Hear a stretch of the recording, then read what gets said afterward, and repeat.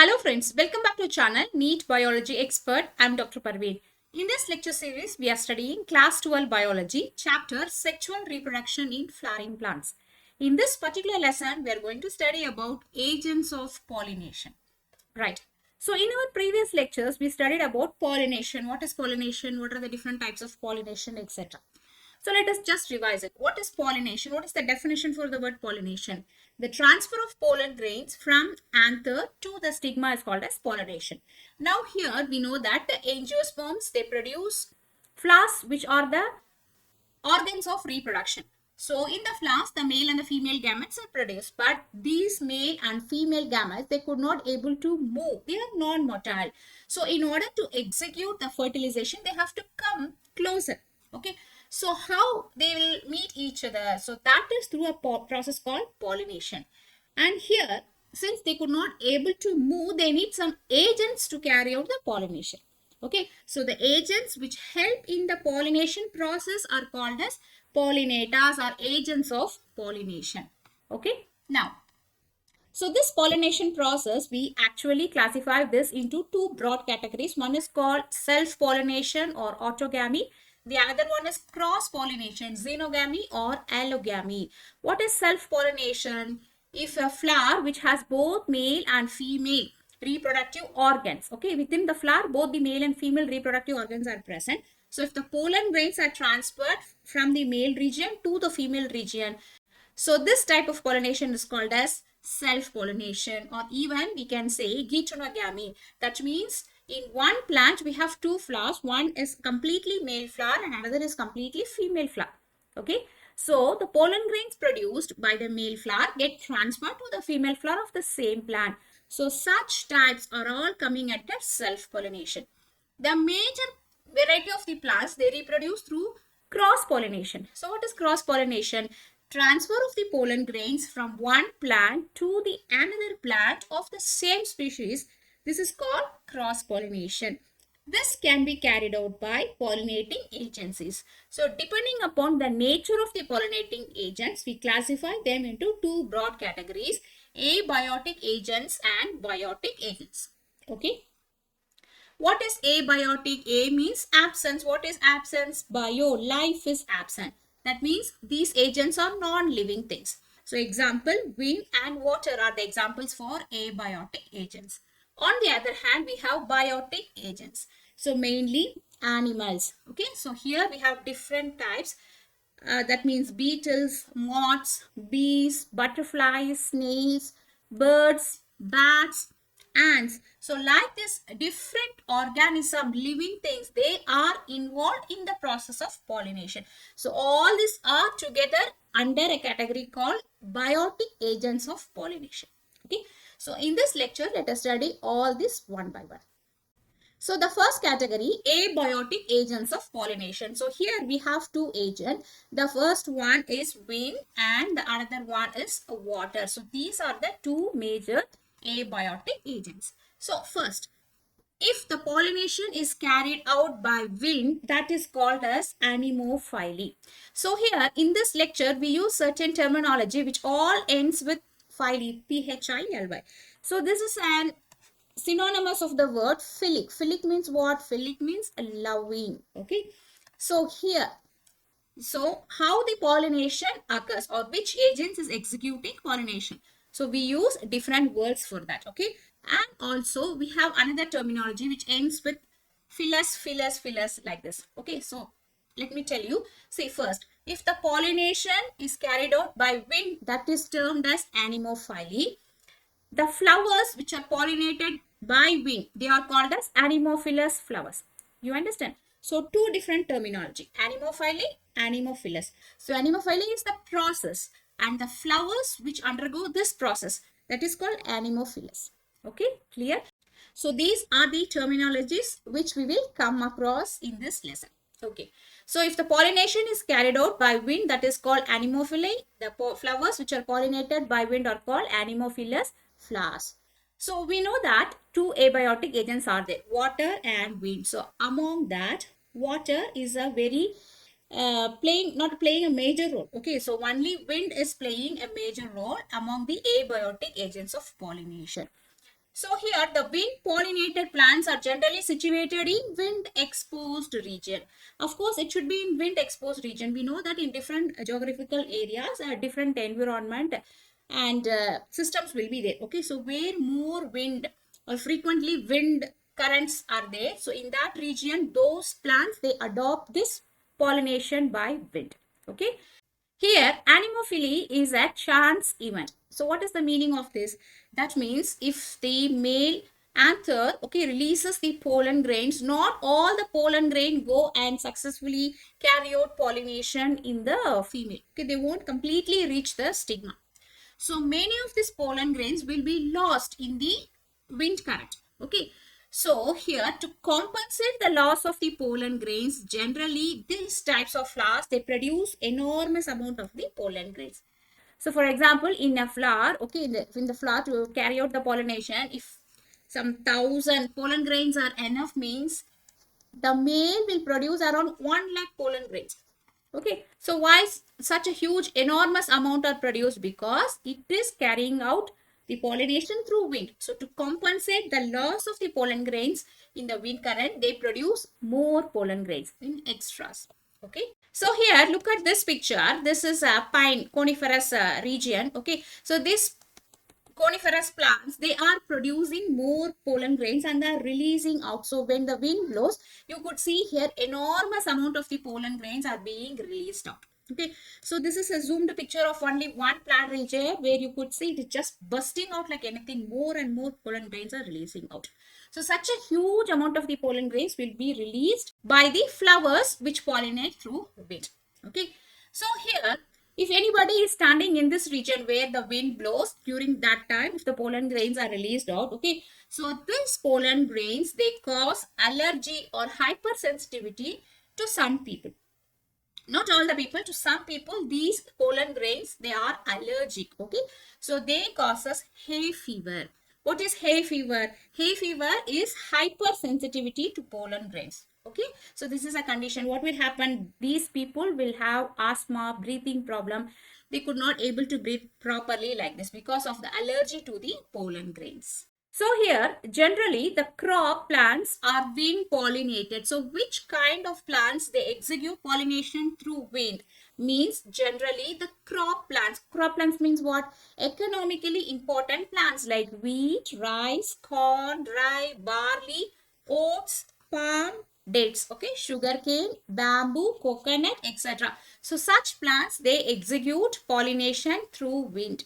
Okay, so here, this wind pollination is also very much common among grasses, all the types of grasses. Okay, so look at this picture. This is a sugarcane plant. Okay, so here this is the tassel which is like very tall. You know, it's very tall.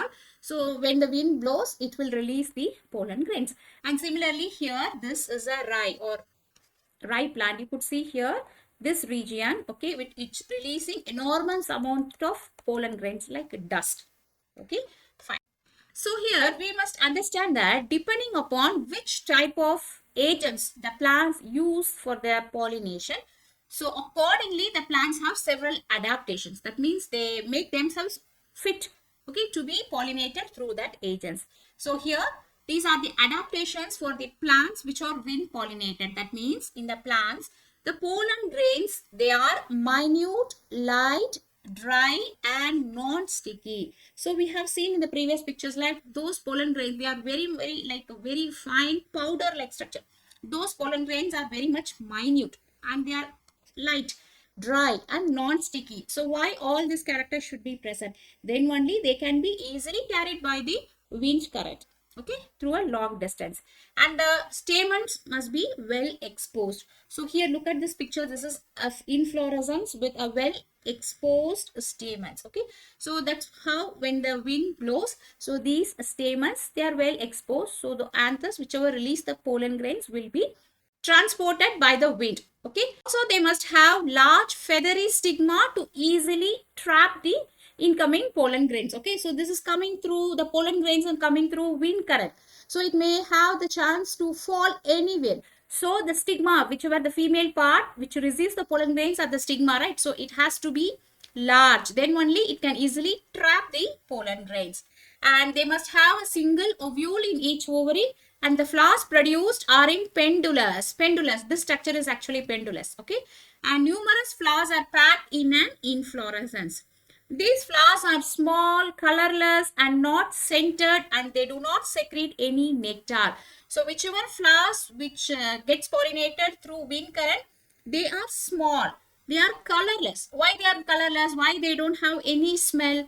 Because see, any flowers, the color of the flower, the smell of the flower, these things are important to attract the pollinators.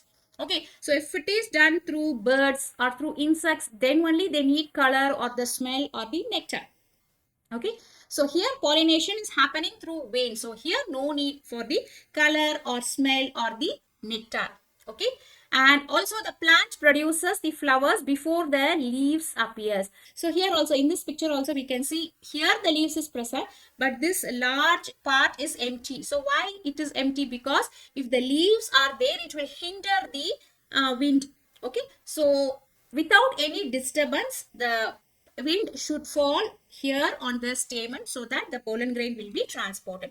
So these are the several adaptations which a wind pollinating flowers should have.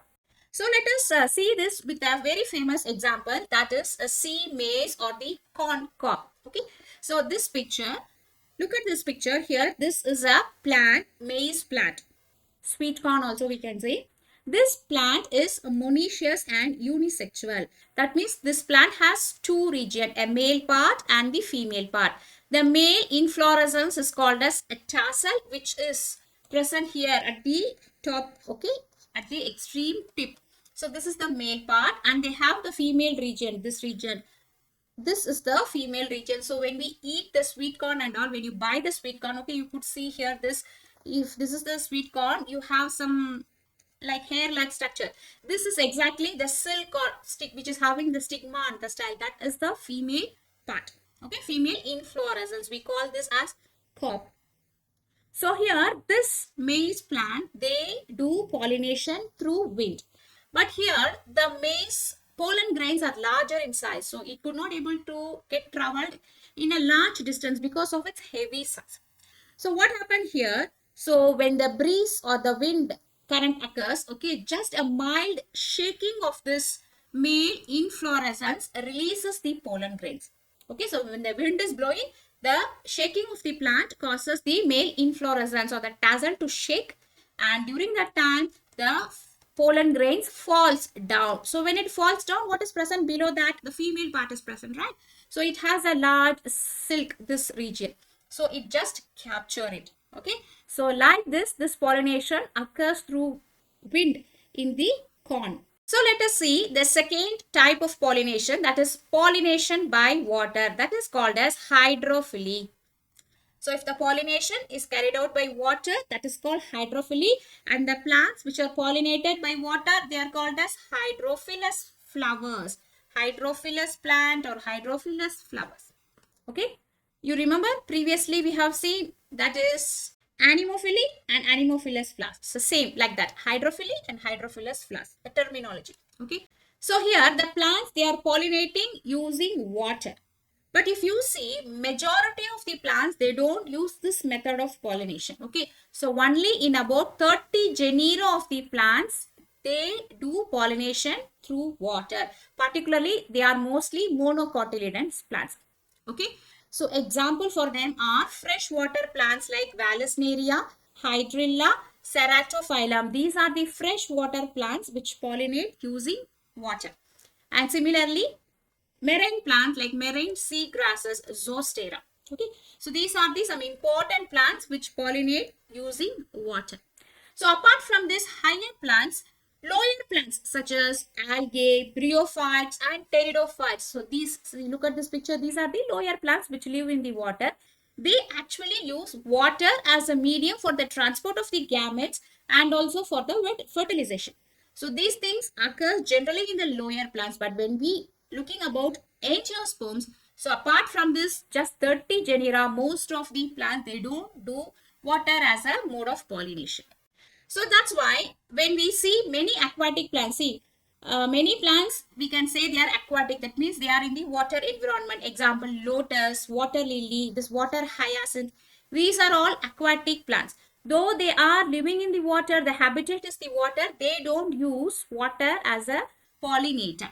So then how the pollination occurs in these plants? As usual, like other terrestrial plants, they use insects. Insects are the birds. Okay. Insects are the birds as the pollinating agents. Clear? So except few plants, the other, even though they live in water, they don't use water as their major pollinating agent. So let us see why not all the plants use water as the pollinating agents, because they need some adaptations to be hydrophilous. So what are those adaptations? The flowers must be small and inconspicuous. Okay. And the floral parts are unwettable. Unwettable means what? It should be like waterproof. So the pollen grain should be waterproof, and other regions where the stigma should be waterproof. So if water is the medium of pollination, they should not get swell when it is present in the water. Okay, so like this. And the pollen grains are long and unwettable due to the presence of mucilaginous, some sticky substances should be present in there. And here these flowers, they lack the nectar and the fragrance. So whatever flowers which gets pollinated through water, they don't want nectar, they don't want fragrance. Okay, they don't want bright color flowers. Why? Because again, as we said, for wind, so these are the characters for a plant having biotic agents as the pollinator. So here the pollination is carried out through water. Okay, it's not through bird or insects. So there is no need for any attractive substances like colors, nectars or fragrance. So that's why, so these are the adaptations in a hydrophilous flowers. Okay. So here hydrophily, this hydrophily can be classified into two broad categories. One is called epihydrophily and another one is hypohydrophily. So what is epihydrophily? You know that hydrophily means if the pollination is done through water, that is called hydrophily. Okay. So here next category is epihydrophily. Epi means what? We say epidermis, hypodermis, like this, no, skin layer. Epi means outside. That means if the pollination occurs above the surface of the water level, then it is called epihydrophily. Okay, so example for this is Vallisneria. Very famous example is Vallisneria. And the second category, hypohydrophily. If the pollination occurs below the water surface, that is called as hypohydrophily. So example for this is Zoostera. Zoostera is a sea grass. Okay, so these are the two different categories of hydrophily. So let us see what is this exactly. So the first one, epihydrophily, the very famous example for this type of the plant pollination is Vallisneria spiralis.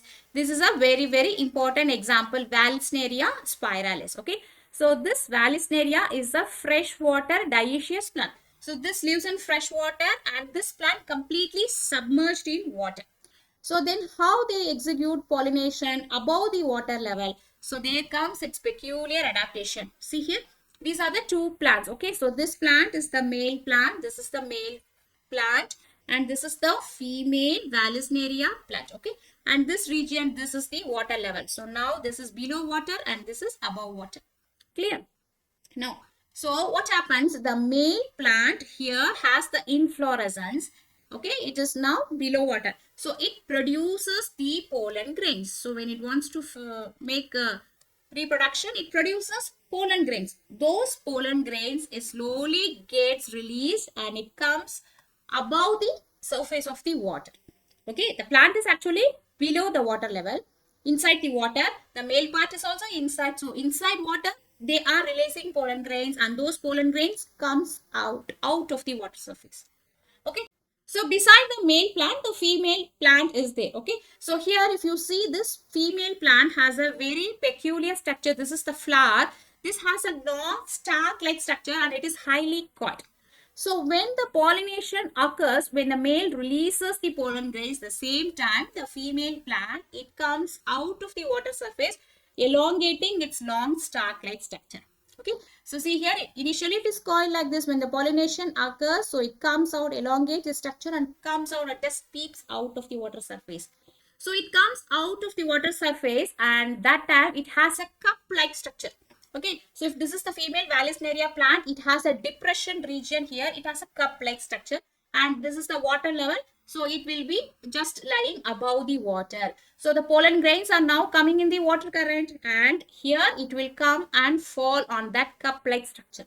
So the female plant now holds it, okay, and then now pollination is completed. Then it again takes back its coil structure and go into the water surface. It again go back to the lower region of the water. So there occurs the other steps. That means where the fruits are produced. Okay, the next steps, fertilization, fruit production, everything will occur. Clear? So this is a peculiar example for epihydrophily which occurs in Vallisneria. So look at this picture. This is given in the NCERT book. So here this is the female plant. You could see here a spiral coil-like structure with a flower. Okay. So on the top of the flower, it has a cup-like structure. So when the pollen grain comes, so this gets received, or the cup-like structure, it just takes up, okay, the pollen grains. So this is an example for epihydrophily. And another famous example is in the plant called Elodea. Elodea, this plant also executes the same type of mechanism. So this is an underwater plant. Okay, so this plant is completely submerged in the water. So whenever the male releases the pollen grains, it comes outside on the surface of the water. So that time the female plant, you could see here a long stalk-like structure. It just elongates its structure. Okay, so it has a very small flower. Only the flower will be seen outside like this. So when the pollen grains comes here, it just captures that and again it go back. It recoils its stalk and again it go back down the water surface. So these are the example for epihydrophily. So the second type of pollination is hypohydrophily. So what is hypohydrophily? If the pollination occurs below the surface of the water, that is inside the water, that is called hypohydrophily. Okay. So here both the plant and its male and female part both get submerged in the water, and even the pollination also occurs inside the water.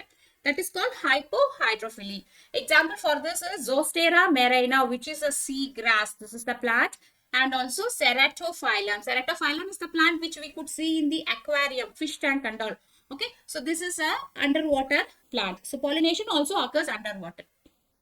Why the pollen grains is not coming out of the water surface? Because the pollen grains are heavy in nature. They are not very thin. Okay, so they are heavy. So it is sinking. It won't float. So that's why these types of plants adapt hypohydrophily.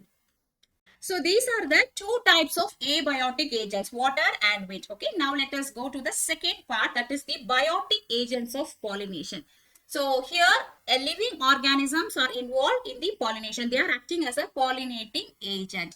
Okay, so it could be anything: butterfly, beetle, moths, bees, snails, birds, bats, anything. Okay, so depending upon that, we are having different terminology. So let us study all. So the first one is entomophily. What is entomophily? If the pollination is carried out through insects or by insects, that is called entomophily. You know the terminology entomology. Entomo means insects. Okay, so anything which has the word entomo means it is related to insects. So if the pollination is carried out by insects, that is called entomophily, and such plants or flowers are called as entomophilous flowers. Okay, clear? So majority of the angiosperms, they are adapted for the insect type of pollination, like rose, jasmine, cestrum. This is the cestrum flower. Okay, many flowers, they have hibiscus, this entomophily type of pollination. Okay, so what is the adaptation? So what characteristics the plant or the flower should have to have entomophily type of pollination? First, the flowers must be large, showy, and often brightly colored. Large means what? Large. It must be of big size. Okay. Showy. Showy means it must be very much attractive, very much colorful. Then only it will be attracted by the insects. Okay. So it must be showy and brightly colored, and the flowers should produce a sweet smell or the odor. It must have a good fragrance. You know, the rose, jasmine, like these flowers have a good fragrance, right? So such flowers are all pollinated by insects, entomophily only. Okay, and they also must have nectar. What is nectar? Nectar is the flower honey. So whenever the insects comes, they are coming actually to drink that nectar. Even birds also, they come and drink the nectar. So while they are taking up the nectar, that time it helps in the pollination. Okay, so those flowers must produce nectar, and the stigma should be rough enough because when the beetle or the bee is sitting, it must not have a slippery nature. So stigma must be having rough nature, okay, and must be sticky also. If it is sticky only, the pollen grains will be present on the surface of the insects, and it get attached and it will be transported to the next plant. Okay, like this. And the pollen grains have a yellow sticky substance called pollen kit. We know pollen kit. What is pollen kit? Pollen kit is a substance which gives a gel-like coating outside the pollen grain, and also it gives colors to the pollen grain. Okay, pollen grains are very much attractive in color. If you see the colors, it must be pink and red. Okay, amber color, yellow color, orange color, like these different colors are there. So why these pollen grains are colorful? Because of the presence of pollen kit. So why pollen kit are present? Only if they are colorful, it will be attracted by the insects. Okay, so that is one adaptation. Not only that, in some species of the flowers, okay, the flowers, they provide a safe environment for the insects to lay eggs. They have a mutual relationship. The flowers, they provide an environment for the insects to lay eggs. Also, the insects helps the flowers for the pollination. They have a symbiotic relationship. Okay, so that is one of the adaptation in the entomophilous flowers. So example for that is Amorphophallus. Amorphophallus is one of the largest, tallest flower, almost 6 feet tall. Okay, and Yucca. So these are the two flowers. So look at this picture. This is a symbiotic association between Yucca plant and the moth. Okay, so this is the Yucca plant. This is having a very huge inflorescence with very small flowers. Okay, so here this white moth, this moth helps the plant for the pollination. So actually the moth comes and lays their eggs in the flowers. Okay, and same time when it hatches out, this moths will carry the pollen grains. When it hatches out, it carries the pollen grains in its body. So when it goes to the next flower, they transfer the pollen grains. So like this, the plant and the moth, they have a symbiotic relationship.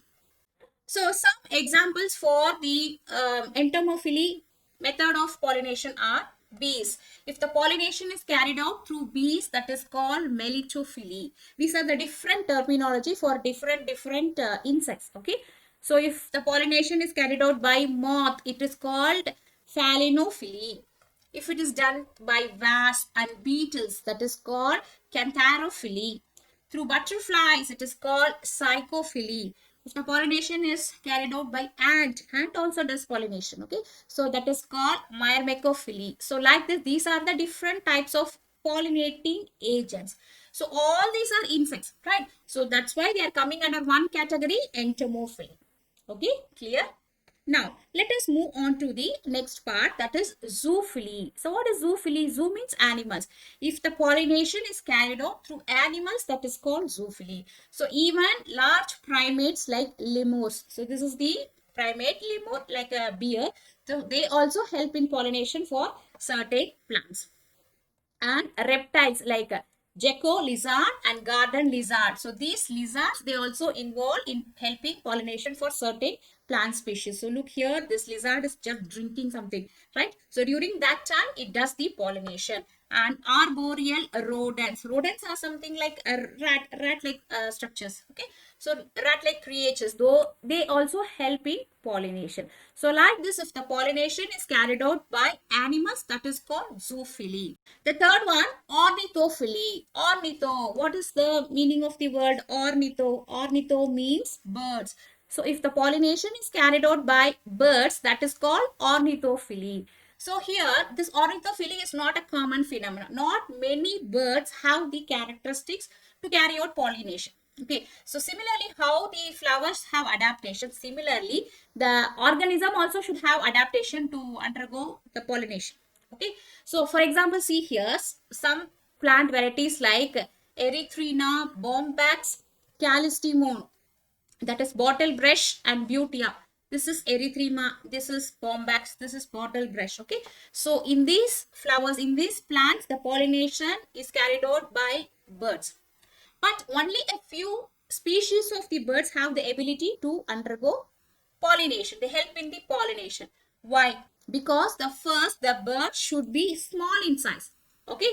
Second, they must have a long beak. Okay, they must have a long beak and the bird must be small in size. Only those birds could be able to do pollination. Okay, so example for that are hummingbirds, sunbirds and honey eaters. So these are the birds which help in the pollination. So look at this picture here. See here, this bird is now drinking the nectar from the flower. Okay, so during that time, it's flying. Simultaneously, it is just taking the nectar. Okay, it is not resting in a place. So that's why the bird should be small in size and must have a long beak. Okay, so such birds only could execute ornithophily type of pollination. And here, what are the adaptations for the ornithophilous flowers? So the flowers must be large in size. Okay, so it must be size must be large, and the shape of these flowers are tube, cup, or urn shape. Urn means something like pot shape. Okay, the flowers must be of this shape. Look at this picture; they are like this shape. So then only it has nectars. These birds have a long beak, so they insert the beak and suck the nectars. During that time, they help in the pollination. Okay, and the flowers should be brightly colored, of different colors, orange, pink, red, blue, etc., to attract the birds. And here another important thing is these flowers have no fragrance. They are scentless flowers. See here, the flowers which execute ornithophilous method of pollination, that means when they use birds as a pollinating agents, they do not produce any fragrance. Why? Because birds cannot smell. They don't have the sense of smelling. No need. So that's why they don't produce the smell or the fragrance. Okay. Whereas the flowers which execute pollination through insects, they produce fragrance. Clear? Okay. So the fourth type of pollination is called Cheiropterophily. So what is Cheiropterophily? If the pollination is carried out by bats. Okay. So this is called Cheiropterophily. So here, see here, a bat is just drinking the nectar from the plant, and at the same time it is helping in the pollination. Okay. So these will be done in very few plant species. Okay, that too the plants which are in the desert region, forest region, where the bat habitats are there. So such plants have particularly huge trees. Exactly. So example for this is Kigelia africana, Adansonia digitata. This is Kigelia and this is Adassonia. So these are the huge trees. So in these huge trees lives the bat exactly, and they help in the pollination of their flowers. Okay. And here another important point is the bat can transport the pollen grains over a long distance. Sometimes even it can travel several kilometers. Okay, it can fly. So it carries the pollen grains and it transports the pollen grains several kilometers across also. So this type of pollination through bat is called as Cheiropterophily. And the fifth last one is called Malacophily. What is Malacophily? Pollination carried out by slugs and snails are called Malacophily. Okay. So here only few species of the plants, they have this type of pollination. Example, plants of the Aracaceae family. Okay. So particularly the water snail. See here this is the water snail. So when it is just crawling over the water plant, so it helps in the pollination. And similarly here this plant is lemna plant. Okay. These are the flowers of the lemna plant. So the snail crawling on this plant, they help in the pollination. So these are the different types of pollinator agents. Okay, so let us revise what we have learned so far. So here we study about cross pollination. Okay, so the agents actually help in the cross pollination are called pollinating agents. Okay, so based upon whether they are living and non-living, we classify them into two categories: abiotic agents and biotic agents. So under abiotic agents, wind and water. So in that, wind is the major source of pollination. And under biotic agents, we have different animals like beetle, moths, bees, butterfly, snails, birds, bats, ants, and some higher animals also. So depending upon which pollinating agents the plant uses, accordingly the plant has its own adaptation. Clear? So I hope this lecture is clear for you. Our next lesson will be on outbreeding devices. If you like this lesson, like, share, comment and subscribe to our channel NEET Biology Expert. Thank you.